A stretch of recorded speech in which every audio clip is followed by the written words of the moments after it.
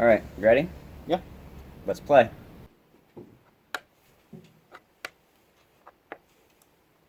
Alright, I'm going to do the zigzag method. Whoa. You can't just use the zigzag method without appeasing the gods first. Exactly. That's why my bishop sacrifices a horse. Well, I counterattack using the ultra horse method, and I move my knight all the way to the back of the board, killing your queen. Aha, but you forgot something. Your horse is in heat. He goes over to my horse, and they start wildly procreating. Shit, I didn't see that. And now, all my pawns advance in an orderly manner. I capture your pawn with my pawn. I captured your pawn with my other pawn. I capture your pawn using the double capture trick. I captured your pawn using the single capture trick.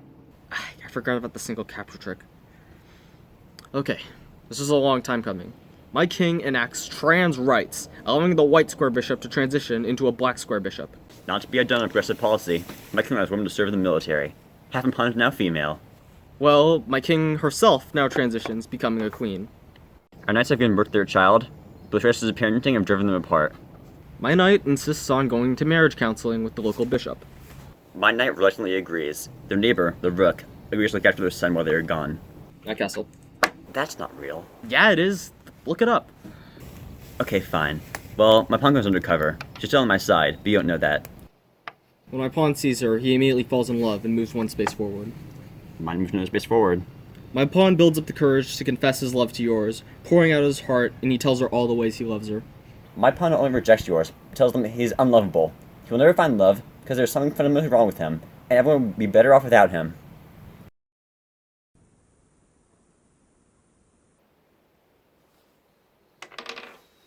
That's what I thought. You sick fuck! I do what gets me ahead. I use the zigzag method to move my bishop from here to here to here, threatening your babysitter rook. Wait, you're forgetting something. That's right. My rook sacrifices the horse to appease the gods. There you go. Anyways, instead of killing the rook or the child, my bishop kidnaps the child and takes it back to its own side. The rook attempts to chase for it, but it can't make it around the corners like the bishop can. When my knights come up from marriage counseling with newfound love for each other, they find the child missing. This tragedy drives me even further apart than they were before, and they decide to divorce. My knight tells your knight to pack up its things and kicks it out of the house. My knight looks for a place to stay. My rook lets him crash at his place for the time being. Thanks, man. No problem. Tough time for everyone. Anyway, my undercover pawn moves one space forward and starts talking to your queen. She is quickly captivated by her wit and humor, and they develop a very close relationship. They're fucking. Oh! Well, anyways, an outbreak of influenza spreads across the board, killing 2 of your pawns and your bishop. I should have gotten them vaccinated. Well, your knight's still grieving over the loss of her son's subsequent divorce, so my rook acts like a pillar. It's a tower. Fuck you. My rook acts like a pillar of emotional support during these trying times. My knight, for the first time, experiences real emotional intimacy. Her relationship with your knight was driven by lust, then by necessity for the child. But now, she has somebody who truly cares about her, someone who supports her. My knight travels back over to his old house one last time to finalize his divorce papers, and catch up with his old neighbor, the rook. He walks in to find... No. My knight, in a fit of blind rage, kills both of them. Upon realizing what he's done, he regrets it immediately. What has he done? He's a monster. He's a murderer. He can't take it anymore.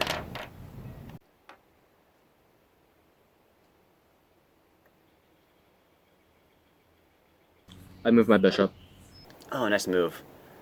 Well, after many months together, many late night conversations, and many late night... You know. My undercover pawn reveals the true cause to your queen. She tells her that she's going back to her own side, and implores your queen to come with her and fight by her side. Your queen is now faced with a choice between her nation and her lover. She chooses love. Really? My queen is a very passionate lady. Okay. They sneak back to my king in the dead of night. Upon arriving, the three begin drawing a plan to win this war once and for all. Upon finding the queen is missing, my bishop takes control of the army. He tells them to prepare for combat. Attack!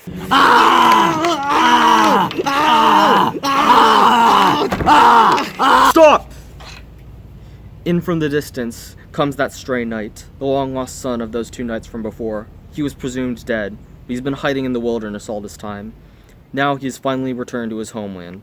Look at the state it's in. War-torn, corpses strewn across the fields, countless lives lost. 21 lives lost. 21 lives lost. And for what? Some petty squabble between kingdoms? What is this war even for? Do any of you even remember?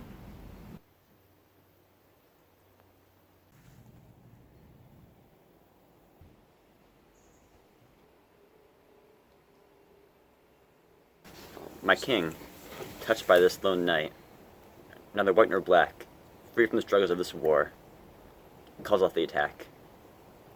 He offers you an armistice. We accept. Our leaders decide that from this day forward, our nations should no longer be at war. Let us begin a new era of peace, prosperity, and cooperation.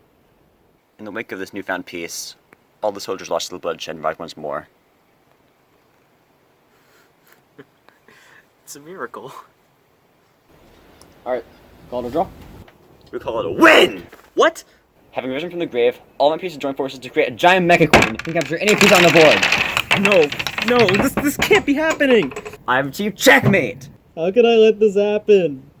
And with this win, I become the Grand Master of Chess. All hail the Grand Master.